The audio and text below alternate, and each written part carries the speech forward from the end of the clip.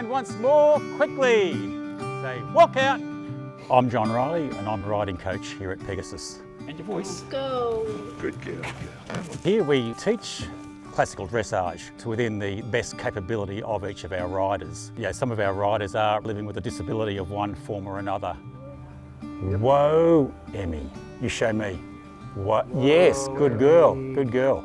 What makes us so unique is we have a very specialised program to deliver, and we rely very heavily with our volunteers working hard along with our coaches. Without everybody working together, it's just not going to happen to the quality that we require. And help us just while I'm getting tattooy on, Abby, if you could just again perhaps encourage your riders to do a few simple exercises, please.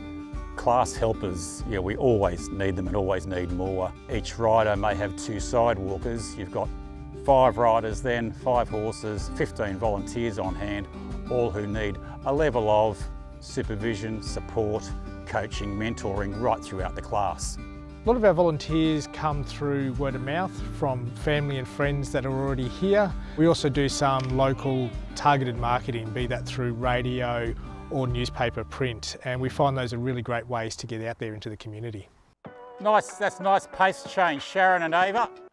It is probably surprising just how daunted people can feel coming here for their very first lesson. When somebody comes on new to a class for the first time, they'll be mentored into the role for the first few weeks.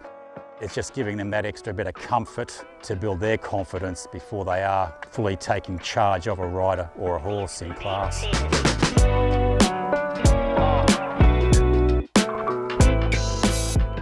We have a dedicated team for our volunteer training and mentoring. So that team will carry them through to them starting in their first classes, their rostering into programs, and where they want to go from there, be it a coach, be it working in the stables.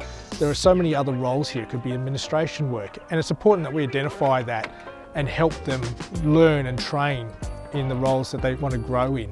I've actually started working doing a TAFE course in Certificate 3 in Disability in individual sport.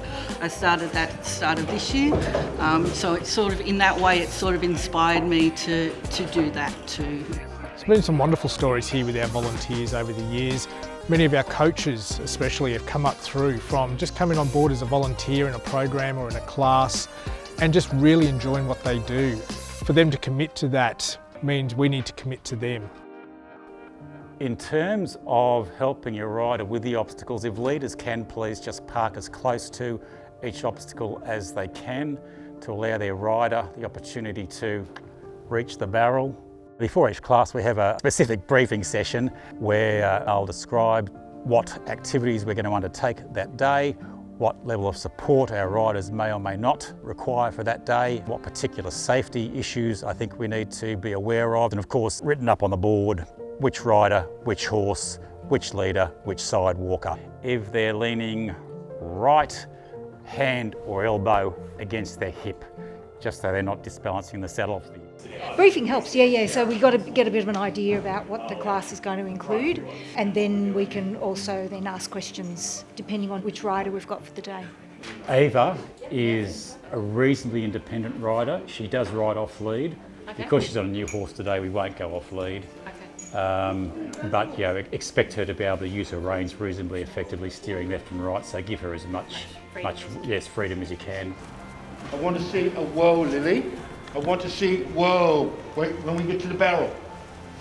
Okay? Hands together.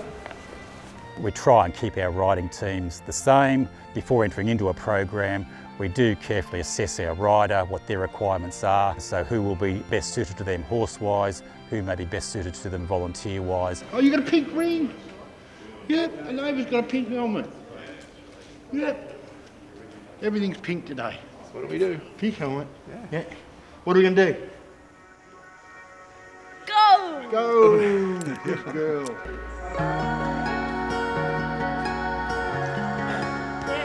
The biggest thing with our volunteering is the connection with their rider or the family. If that connection's not there and that trust is not there, that can make that volunteering very difficult. It may just be a case that that volunteer and that rider just aren't the best pair, and we need to change a couple of the volunteers around into different roles. It's very important that we're honest with that and we look at how we can adapt and evolve. So don't feel compelled to cling to the wall, leaders. Just wherever you need to go to avoid those obstacles for the time being. Throughout the class, I've got my eyes on all riders, trying to see that the rider is understanding what I'm asking, that they are putting that into practice, that the leader is managing with their horse, the horse looks happy and comfortable, that the sidewalkers are positioned where they need to be. If ever I see any of that is lacking, I will point it out politely as best I can in class. I may have to back it up after class, trying to indicate more of what I was after, if anything was being missed. If we can, Andrea, try and leave it on the bucket. Right. So Tatoid then has the opportunity to engage your core muscles and actually bend down to the object.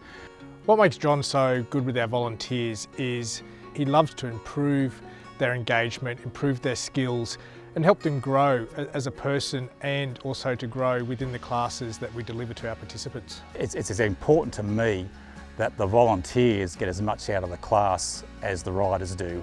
You can't expect volunteers to stick around if they're not feeling comfortable, they're not feeling supported, if they're not getting a sense of satisfaction out of the environment, out of the activity themselves. Oh, John's a great leader. Everything's, changes each week. We're not always doing the same thing. And it's just a joy, as I say, to see how the riders react to what we're doing. Stopping with the reins, that's going remarkably well, I think. After we finish, we then again have a sit down around the table and a bit of a debrief on how the class went, how we might be able to improve for next week, and then asking them for feedback on how did they feel throughout the class. Did they feel the class worked for their rider? Did they feel the class worked for them? How did you guys find it? Excellent. Yeah. Lily was brilliant today. Yeah, no, she was. She's got the woe. She's bringing it down pat really quickly, didn't she, Russ? Yeah. And I think also that the riders enjoyed the variety that we had today. I mean, I know it was a lot of stuff in the arena, but I just got the sense they enjoyed doing all those different things. Yeah. You are dependent somewhat on the volunteers feeling comfortable and prepared to speak up and give you positive and negative feedback. So I certainly like negative feedback, because if something's not working for them, or they're seeing something with their rider or their horse that I haven't seen, I need to know that and I want to know that. So yeah, I can do my best not to repeat it. Yes, it's very good. I'm quite new here, so very good to have John at the helm. He knows just where you're coming from. I've worked for quite a while with John, so we understand each other pretty well. You can do things without really needing to talk to him to say, this is why I'm doing this. And generally, we're on the same platform. A good session, very good session, yeah.